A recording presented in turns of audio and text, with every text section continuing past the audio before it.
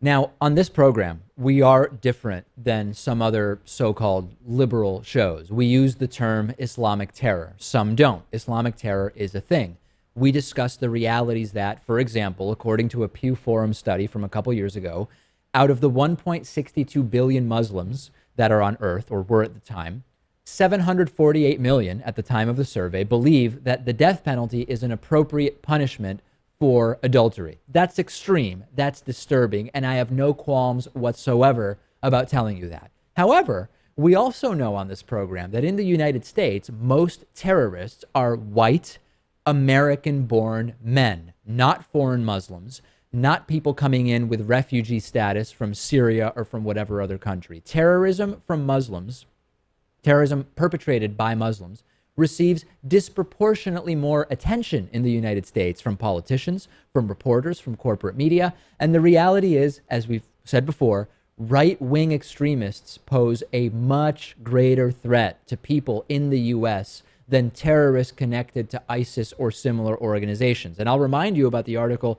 in the New York Times. It was a few months ago. UNC professor Charles Kurtzman and Duke professor David Shanzer explained that Islam-inspired terror attacks accounted for 50 fatalities after the 9/11 attacks, while right-wing extremists accounted for 337 attacks per year in the decade after 9/11, causing over 250 fatalities. So two really important takeaways. And remember that part of the goal of terror is to create fear and to create blowback with the security state and to make people live in fear and without privacy, okay? So two takeaways here. Number one, in the United States, you are way more likely to be the victim of white US-born terrorists than Muslim foreign-born terrorists.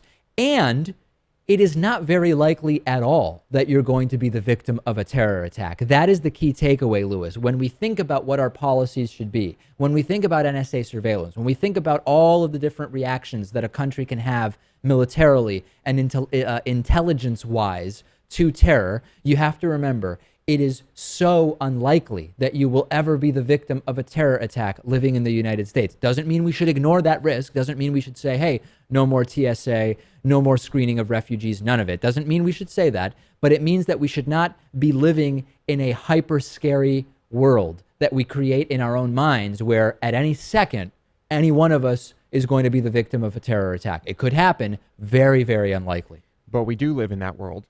And it's very apparent with all the legislation and everything that happened after the 9/11 attacks. We live in a world where we have responded with legislation that would suggest that being a victim of terror is a likely thing. Yes. And so that's what we're dealing with. We're dealing with the repercussions of that, the NSA, the surveillance, Homeland Security, the airport security, everything, everywhere.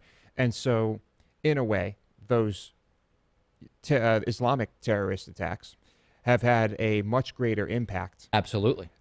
Despite not being as frequent as the ones we're talking about here. And so, so we're still victims. I think we're all victims. Even local law enforcement agencies know the reality of this. Of the 382 agencies that Kurtzman and Shanzer spoke to, 74% said anti-government extremism is one of the top 3 terrorist threats in our jurisdiction. Only 39% said that extremism connected with Al-Qaeda or like-minded terrorist organizations is one of the top 3 threats. So local law enforcement that seems to base their opinions on what is actually happening seems connected to reality. It's federally and for political reasons that we've seen what has happened take place. Right. The climate of fear that has been created. And, it's going to take a long time to get over that. But certainly, Dave, I don't like living in a world full of people who are afraid all the time.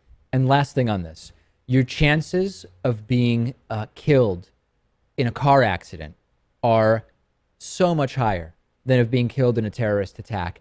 And still, people don't wear seatbelts. And those are the same people who want NSA surveillance and all the other stuff that we know has not prevented terrorist attacks. You got to start with the most simple stuff. Wear your seatbelt if you want to reduce the chance of dying an early death. Or wear your helmet when you're riding your motorcycle. Sure. Right? But Dave, it's all about personal freedoms. we can have that debate another time, I suppose. Freedom and liberty, the freedom not to wear your seatbelt, and the freedom to do a lot of other stuff, apparently. Let's take a break. I'm on Twitter at @dpakman. Lewis is on Twitter at @LewisMotamedy.